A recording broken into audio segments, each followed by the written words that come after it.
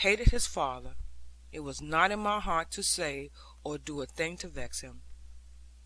Leaving these poor injured people to behold their burning home, we drew aside, by my directions, into the covert beneath the cliff, but not before we had laid our brands to 3 other houses, after calling the women forth, and bidding them to go for their husbands, and to come and fight 100 of us.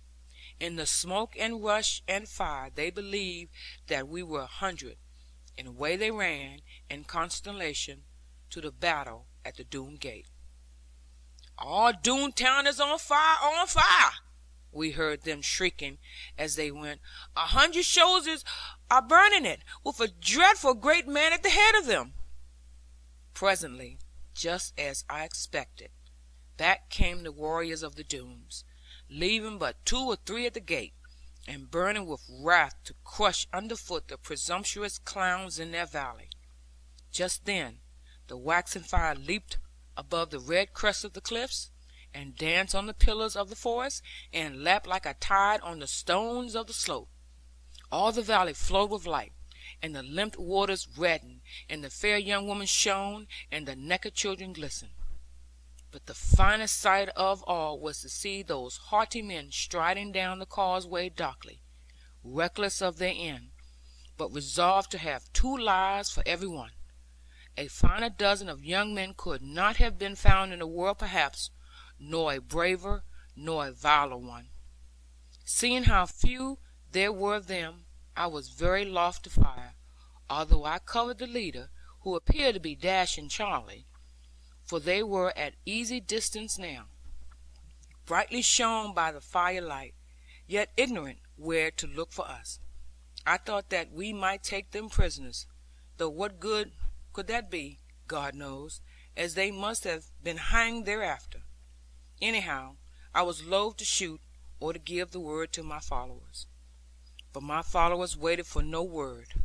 They saw a fair shot at the men they abhorred, the men who had robbed them of home or of love, and the chance was too much for their charity.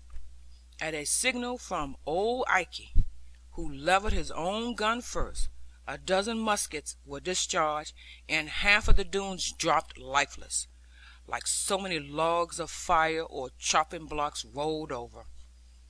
Although I had seen a great battle before, and 100 times the carnage, this appeared to me to be horrible, and I was at first inclined to fall upon our men for behaving so.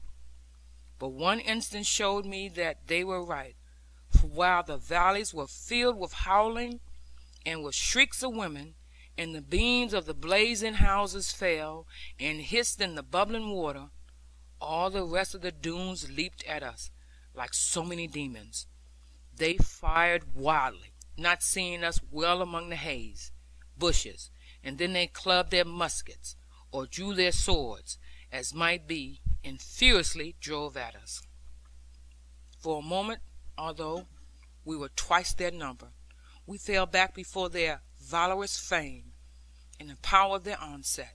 For my part, admiring their courage greatly, and counting on its slur upon manliness, that 2 should be down upon one so, I withheld my hand awhile, for I cared to meet none but Carver, and he was not among them.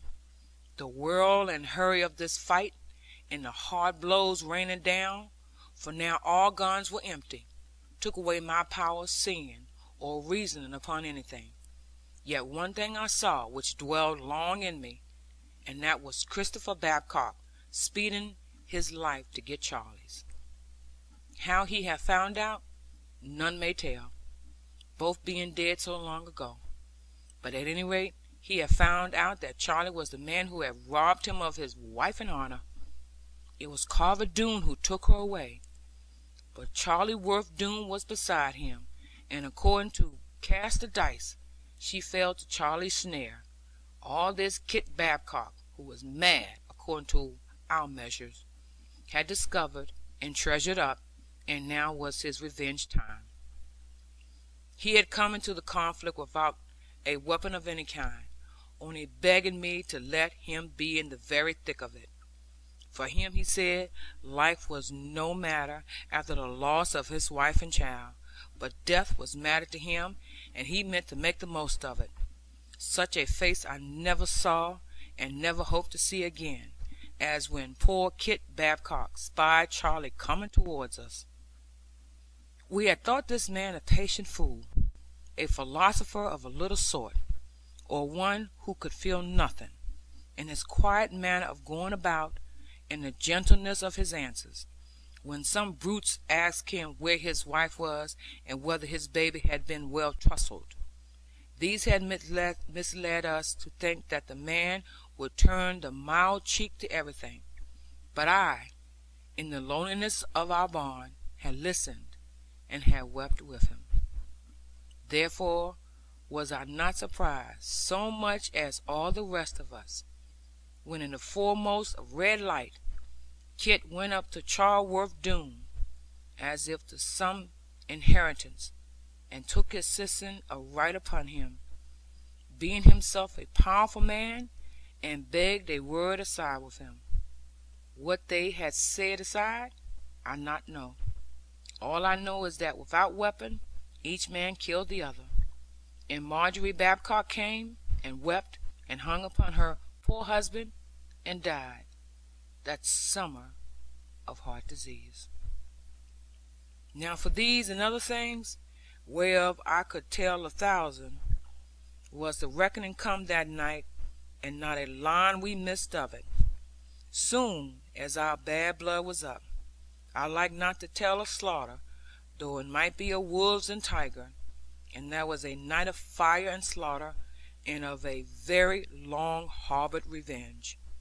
Enough that ere the daylight broke upon that wan March morning, the only Doones still left alive were the Counsellor and Carver.